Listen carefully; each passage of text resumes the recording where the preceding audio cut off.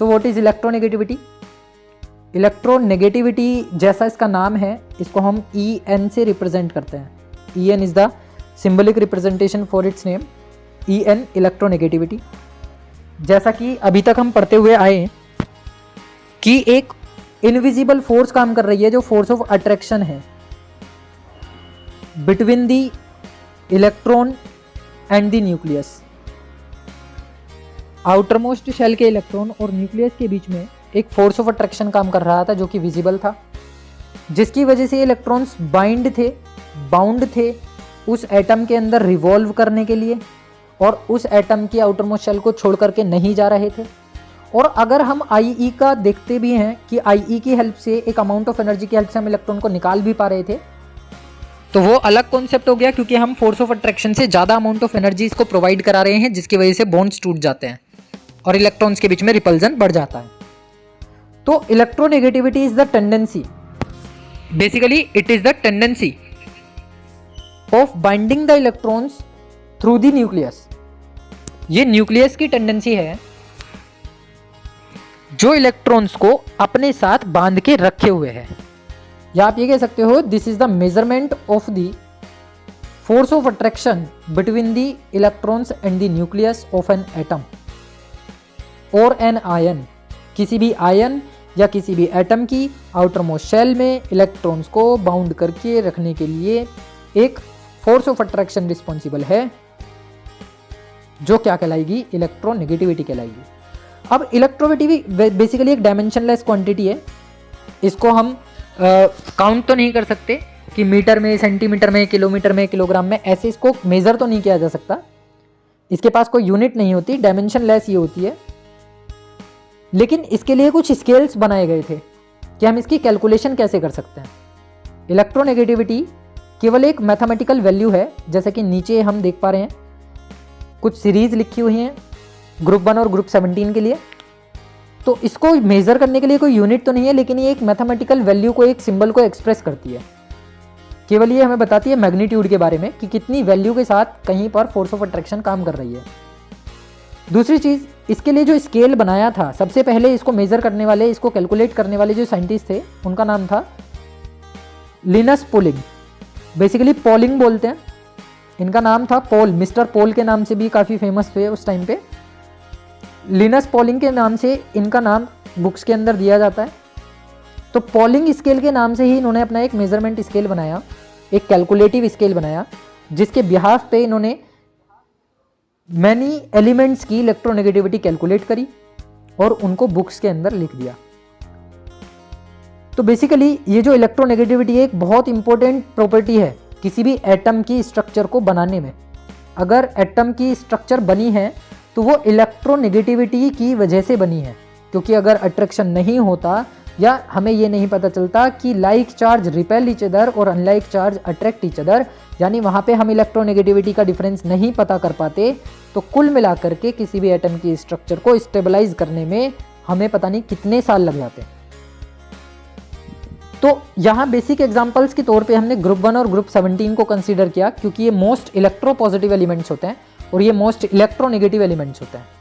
इन group 1 के elements की electronegativity बहुत कम होती है, जबकि ग्रुप 17 के एलिमेंट्स की इलेक्ट्रोनेगेटिविटी बहुत ज़्यादा होती है, जिसकी वजह से इन पे निगेटिव चार्ज होता है और इन पे पॉजिटिव चार्ज होता है।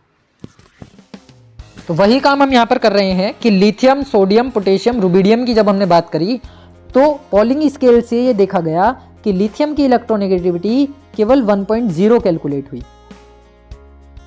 सोडियम की 0.9, पोटेशियम की 0.8, रुबिडियम की 0.8, यानी इनकी नियरली अबाउट सेम रही। डेसिमल के 2 प्लेस के बाद की वैल्यू में चेंज आए। इसी तरीके से जब फ्लोरीन, क्लोरीन, ब्रोमीन, आयोडीन की इलेक्ट्रोनेगेटिविटी वैल्यू चेक की गई तो वो आई 4, 3, 2.8 एंड 2.5। तो ये वैल्यू पीरियोडिक टेबल में सबसे ज़्यादा थी इन हेलोजन फैमिली, जिसकी वजह से इन एलिमेंट्स को मोर इलेक्ट्रोनेगेटिव एलिमेंट या मोस्ट इलेक्ट्रोनेगेटिव एलिमेंट की कैटेगरी में कंसिडर किया जाता है। अब अगर हम इसकी वेरिएशन की बात करें कि ये वेरिएट कैसे करती है एक ग्रुप में और एक पीरियड में, तो बेसिकली वेरिएशन हम इसका देख रहे हैं सबसे पहले पीरियड को लेकर के।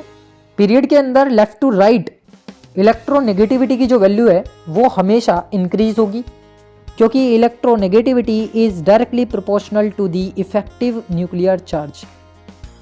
जितना इफेक्टिव न्यूक्लियर चार्ज बढ़ रहेगा उतना ही इलेक्ट्रोनेगेटिविटी की वैल्यू बढ़ेगी।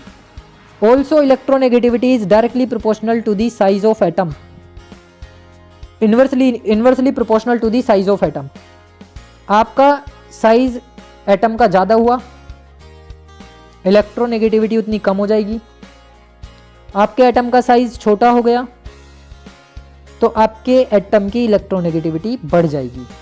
इसका मतलब ये कह सकता हूँ कि डायरेक्टली, इनडायरेक्टली प्रोपोर्शनल या फिर inversely proportional to the atomic radii.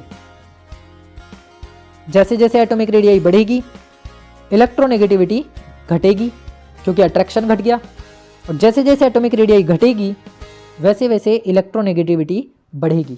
Size जितना छोटा अट्रैक्शन उतना ज़्यादा, साइज जितना बड़ा अट्रैक्शन उतना कम, और अट्रैक्शन को ही हमने नाम दिया है इलेक्ट्रोनेगेटिविटी का। तो ये तो बात हो गई हमारे पास एक बेसिकली पीरियड को लेकर के कि पीरियड में नंबर ऑफ इलेक्ट्रॉन्स बढ़ते हैं, शेल कांस्टेंट रहती है और साइज डिक्रीज होता है, साइज छोटा होता चला जाता है, जिसकी वजह से इलेक्ट्रोनेगेटिविटी बढ़ती है।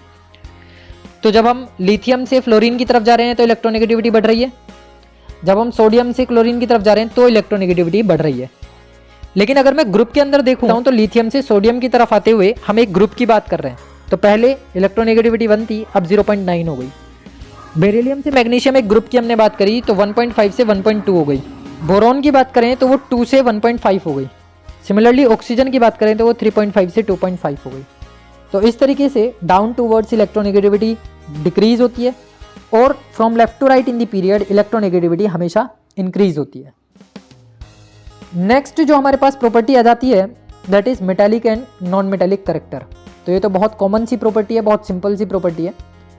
जब हम लेफ्ट टू राइट की बात करें तो सबसे लेफ्ट में जो रखा हुआ है दैट इज मेटालिक ब्लॉक, और जो सबसे राइट में रखा हुआ है that is the non metallic block.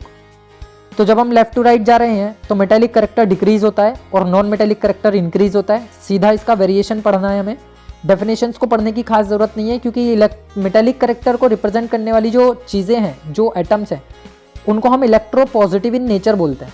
क्योंकि एस ब्लॉक के जो मेटल्स हैं उनके अंदर लॉस ऑफ इलेक्ट्रॉन करने की टेंडेंसी है और वो आसानी से अपने कैटायन में चेंज हो जाते हैं बाय लॉसिंग द इलेक्ट्रॉन्स।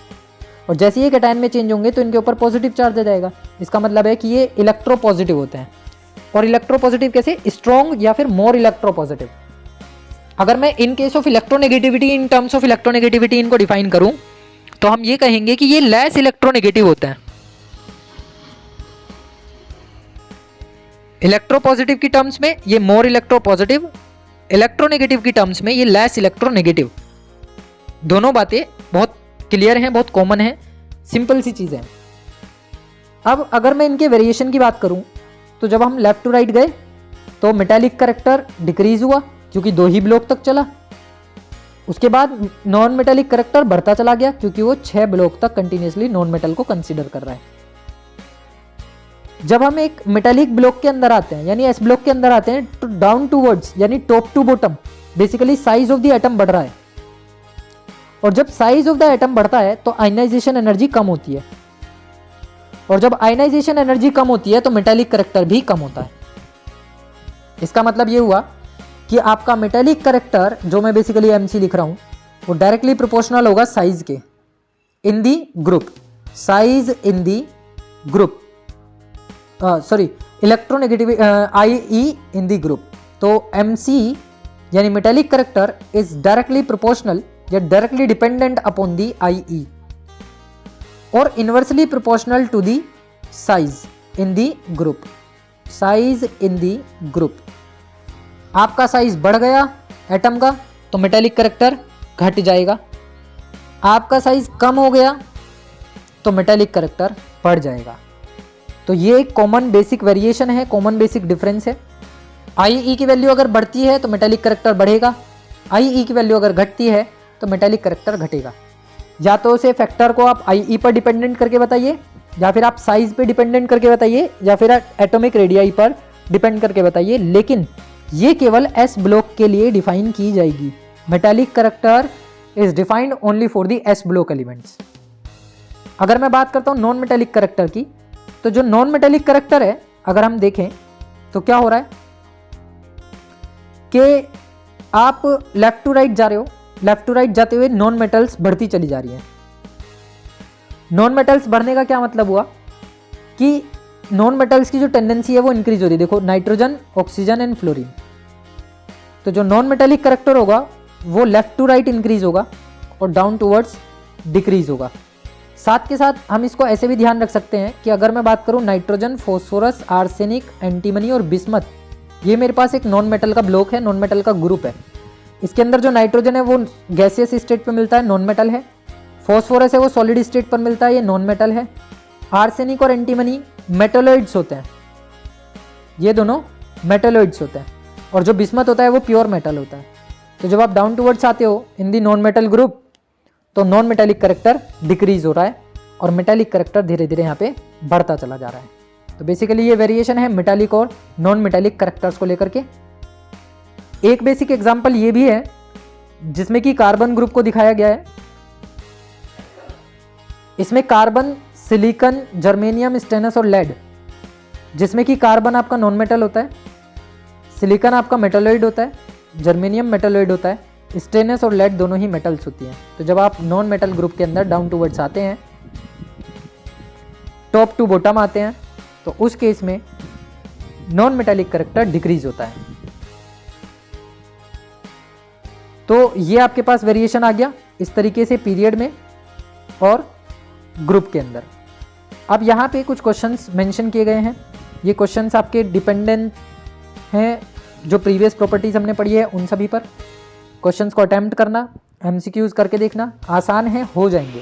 तो बेटा बात कुछ ऐसी है कि वीडियो पसंद आई हो ज़रूर से लाइक, शेयर, सब्सक्राइब कर देना, बेल आइकन प्रेस कर देना ताकि सारी वीडियो का नोटिफिकेशन मिलता रहे।